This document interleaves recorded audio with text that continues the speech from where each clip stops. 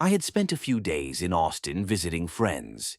Since I live in Louisiana, it's an all-day drive to get there. On my last day in Austin, my old friend Tom commented on my Instagram story, asking when I was leaving. I told him it was that day. He said he lived about an hour outside of Austin, which happened to be conveniently on my route home. I hadn't seen Tom in years, so it felt like a good chance to catch up.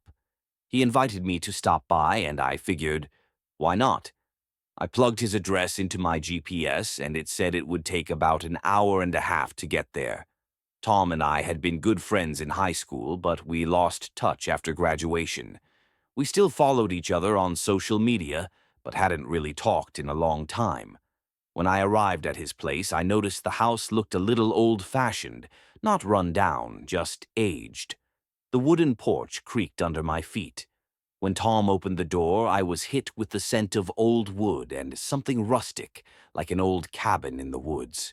Tom greeted me with a big hug and pulled me inside. Some friendships don't change, no matter how much time passes. The inside of the house matched the outside. Old furniture, creaky hardwood floors, the kind of charm that felt like stepping back in time. We sat in the living room, catching up and drinking whiskey. Tom had always been a whiskey guy. It was around 5 p.m., and one drink turned into two, then three. Before I knew it, I was pretty drunk. The alcohol made the room feel warm and cozy, but it also made everything heavier, like I was moving through syrup. Hours passed like minutes. Eventually, Tom asked the question I knew was coming. "Hey man, you got a long drive back. Why don't you crash here for the night?" He was right, I wasn't in any shape to drive. I agreed and asked if I could sleep on the couch. "Nah," he said, "I got a spare room." Nothing fancy, but better than the couch. Sounded good enough to me. We ordered Chinese food, and after eating, Tom led me down a short hallway to the spare bedroom. I didn't really pay attention to the room. I was too drunk to care.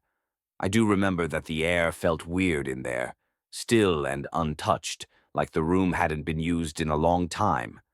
I collapsed onto the bed, completely exhausted, and passed out. Sometime in the middle of the night, I woke up. My mouth was dry and my head was spinning. The room was dark, lit only by a sliver of moonlight creeping through the blinds. That's when I saw it. In the corner of the room, on the closet door, something was hanging.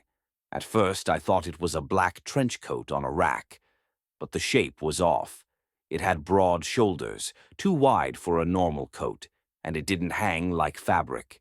It looked more like a silhouette. My heart started pounding. I didn't remember seeing anything there when I came into the room, but I had been drunk. Maybe I missed it. I rolled over, trying to ignore it. Told myself it was just a coat, but I couldn't help looking back again. It was still there. I shut my eyes, took a deep breath, and forced myself to sleep. I don't know how long I was out before I woke up again, but this time it wasn't discomfort that woke me. It was a sound, a soft, slow creaking, like someone walking very carefully on old wooden floors. My eyes snapped open. The first light of dawn was creeping in through the blinds. I turned my head toward the corner. The coat was gone. I sat up too fast. My head was spinning and my stomach turned. I scanned the room, completely empty. The corner where the figure had been was just an old closet door. I threw off the covers and stumbled down the hall to Tom's room. He was still out cold, snoring. I shook him until he groaned and woke up. It took some effort, but eventually he sat up. I told him what I saw, the black coat on the closet door, shaped like a person.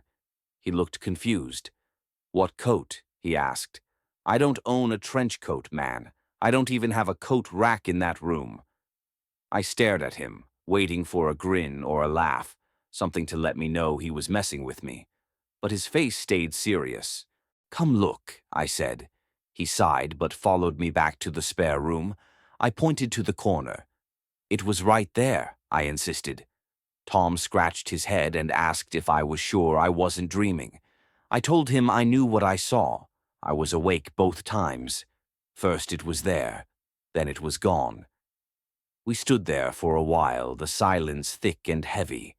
Eventually, Tom agreed to check the rest of the house with me just to be sure. We went through every room, every closet. Nothing. No signs of a break-in, no weird coat, no explanation.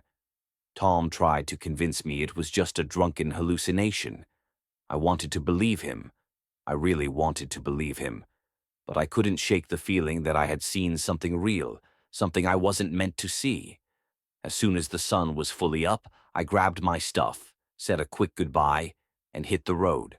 I felt bad leaving Tom alone, but I couldn't stay.